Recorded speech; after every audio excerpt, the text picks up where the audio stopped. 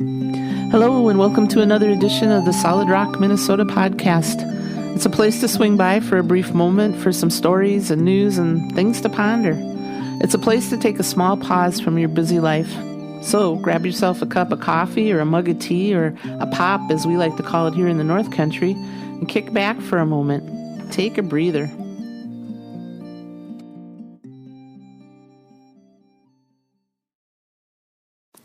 Several months ago, we made the decision we were going to try out this retirement gig by winter traveling and taking a vacation to head south to see our son and family.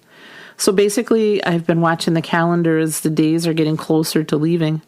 The plan is to leave and take several days to get to El Paso, stay a week or so, and then slowly head along the border and up around the Gulf to Louisiana, and then take a left and come back home.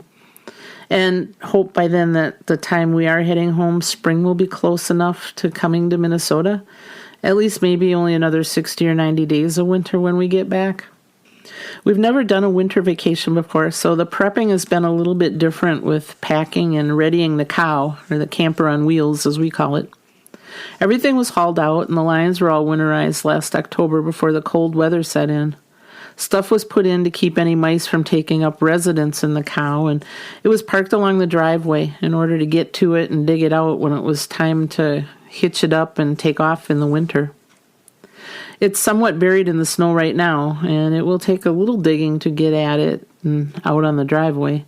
But unless we get any major snow, we should get it out of the parked spot pretty easily. I have started a list of what we need to pack because even with a list of supplies, I know we're going to forget a list of things that we absolutely needed for the trip. And my idea of a vacation is not to spend any time in any stores shopping, unless maybe a yarn store or a kayak store. I could go into those stores and still feel like I was on vacation. As for the packing list, it consists of packing clothes for winter and summer wear, hiking boots and flip-flops, red buffalo plaid flannel shirts and t-shirts, jeans and shorts.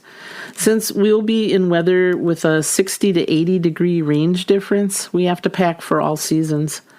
Along with the winter-summer clothing, I'll be packing even the winter jackets and hats and mittens, and sleeping bags for weather that will go below zero just in case we possibly need it. That will be packed too. Traveling with the two dogs is a whole other packing adventure that will happen. Collars, ID tags, leashes, brushes, ropes, long ropes, food dishes, water dishes, that's all going to be in a travel bin. Traveling with Zoe and Max is not a hardship though, but they do take up about 200 pounds of space in the back of the vehicle. So much of the planning on how to pack Big Eddie, the expedition, plays into prepping for vacation. Along with putting the dogs in the back of the expedition, we are hauling our e-bikes we got last summer. It'll be the first time trying to haul them and trying to figure out a safe place that's theft-proof, and that's a bit of a challenge. While we could put them on the back of the cow on a bike rack, it seemed a little iffy on the security when we would be parked places. Because even with strong locks, they still can be cut and stolen. So the plan is to fold them in half, put them in totes, and hoist them into Big Eddie's cargo area behind the dogs. Not as easy to see and hopefully more secure. While the plan is to not eat out a ton, we will do some restaurants or carry out, but otherwise we'll plan to cook on a grill outside the cow under the awning in the open. I can't wait for that. We have a gas line that will hook up into the camp stove from the big propane tank. But in case of rain or weather of some sort, the new Instant Pot is getting packed for cooking indoors. It also has an air fryer. I've already prepared a bunch of meals that I put in the freezer so that all we have to do is just take them out and reheat them for the way down. We have right now a huge pile of things to remember to bring with us sitting by the front door in the living room, and it's starting to overflow a bit. It is stuff that will be brought out to the cow when it's pulled up closer to the house. Right now it's parked about a half block away from the house down the driveway. After a few falls on the ice this winter, I will just have a cluttered living room rather than do the banana peel slip as I try to walk down the driveway like a penguin. The other thing that I always pack when going on longer trips, besides the rabies shots for the dogs, the title to Big Eddie and the cow. Yep, I have done that the past 10 years of traveling, just in case they let us down along the way.